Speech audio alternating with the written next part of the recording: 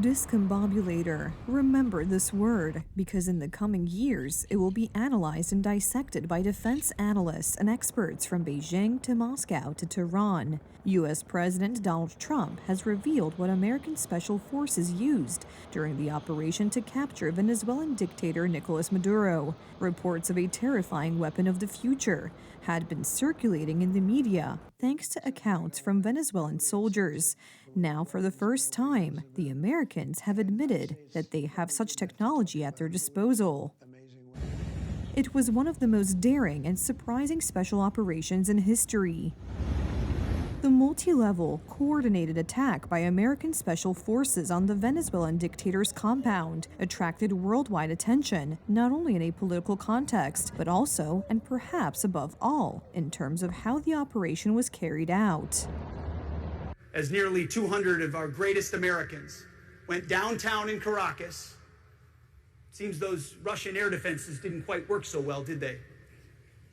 Downtown Caracas, and grabbed an indicted individual wanted by American justice in support of law enforcement without a single American killed.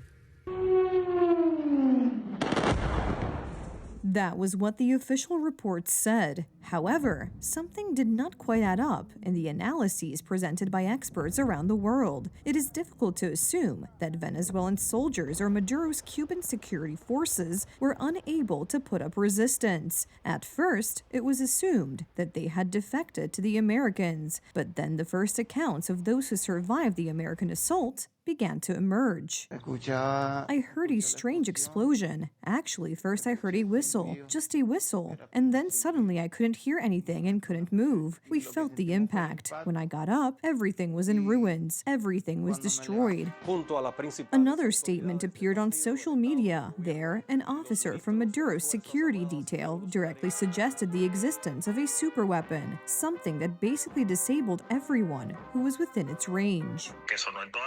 They opened fire extremely quickly in bursts and used some kind of sound waves or directed energy. People fell to the ground, bleeding from their ears, noses, and mouths. We couldn't even aim properly. Every time someone tried to return fire, the drones detected them and destroyed them almost immediately. It was impossible to get closer. In less than 15 minutes, they took complete control.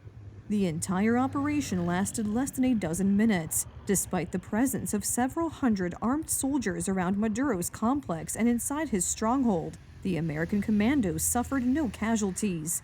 Experts counting the destroyed Russian and Chinese-made equipment wondered how it was possible that such a small American unit was able to dismantle the defenses of the Venezuelan capital.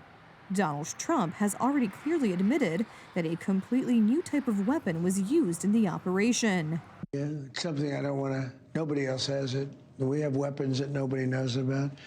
And I say it's probably good not to talk about it, but we have some amazing weapons. That was an amazing attack.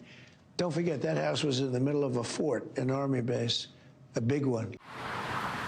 But in a recent interview with the New York Post, he revealed its name and how it works.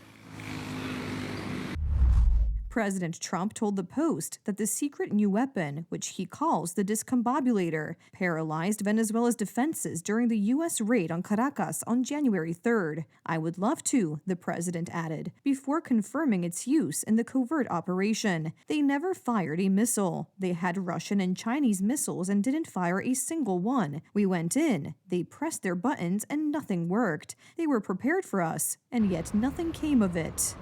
What is a discombobulator? Although the name sounds like a super weapon straight out of a superhero comic book, it is a powerful sonic weapon, also known as a pulsed weapon, whose purchase by the Pentagon was considered several years ago. It works by sending out extremely powerful sound waves at very high frequencies, which incapacitate the enemy.